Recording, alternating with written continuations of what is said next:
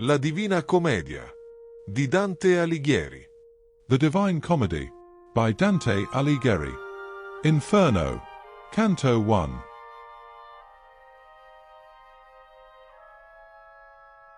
Nel mezzo del cammin di nostra vita mi ritrovai per una selva oscura che la diritta via era smarrita. Midway upon the journey of our life, I found myself within a forest dark, for the straightforward pathway had been lost. Ah me! How hard a thing it is to say what was this forest savage, rough, and stern, which in the very thought renews the fear.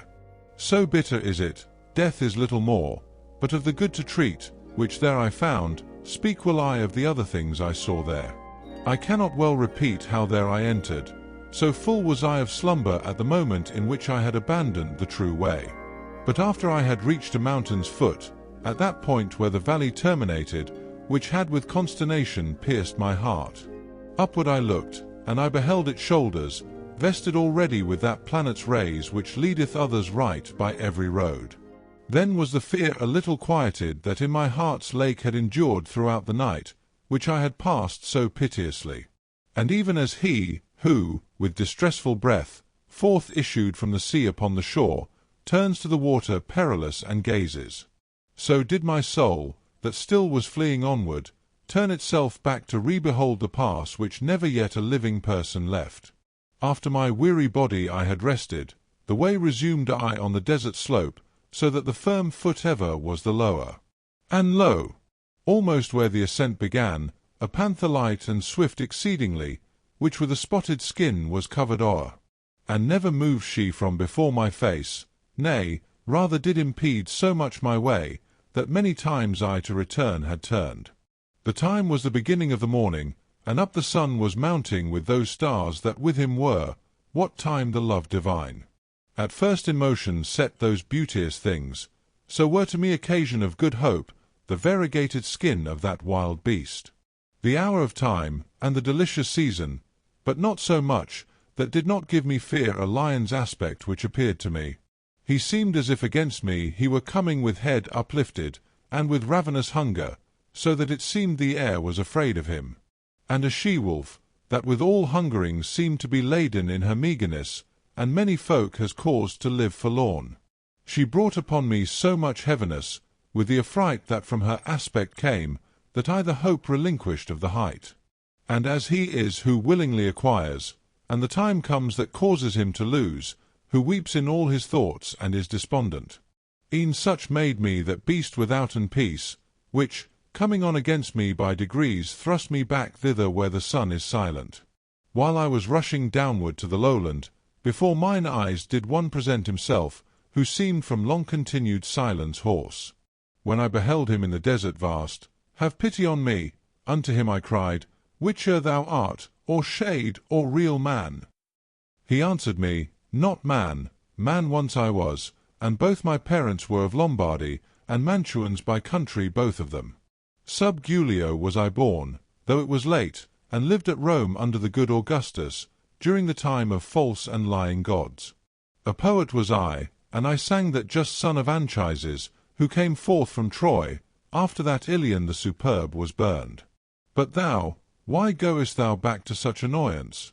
Why climbest thou not the Mount Delectable, which is the source and cause of every joy? Now, art thou that Virgilius and that fountain which spreads abroad so wide a river of speech?" I made response to him with bashful forehead.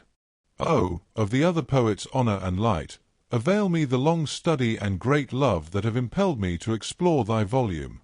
Thou art my master, and my author thou art alone the one from whom I took the beautiful style that has done honour to me. Behold the beast, for which I have turned back. Do thou protect me from her, famous sage, for she doth make my veins and pulses tremble." "Thee it behoves to take another road," responded he, when he beheld me weeping, "if from this savage place thou wouldst escape. Because this beast, at which thou criest out, suffers not any one to pass her way, but so doth harass him, that she destroys him, and has a nature so malign and ruthless, that never doth she glut her greedy will, and after food is hungrier than before. Many the animals with whom she weds, and more they shall be still, until the greyhound comes, who shall make her perish in her pain.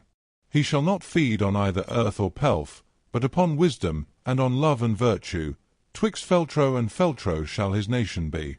Of that low Italy shall he be the saviour, on whose account the maid Camilla died, Euryalus, Turnus, Nisus, of their wounds.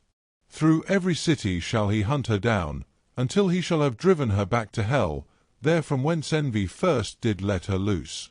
Therefore I think and judge it for thy best thou follow me, and I will be thy guide, and lead thee hence through the eternal place, where thou shalt hear the desperate lamentations, shalt see the ancient spirits disconsolate, who cry out each one for the second death. And thou shalt see those who contented are within the fire, because they hope to come, weener it may be, to the blessed people. To whom, then, if thou wishest to ascend, a soul shall be for that than I more worthy. With her at my departure I will leave thee.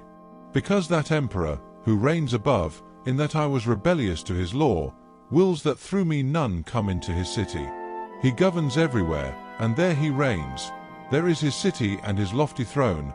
O happy he whom thereto he elects. And I to him, Poet, I thee entreat, by that same God whom thou didst never know, so that I may escape this woe and worse. Thou wouldst conduct me there where thou hast said, that I may see the portal of St. Peter, and those thou makest so disconsolate. Then he moved on, and I behind him followed.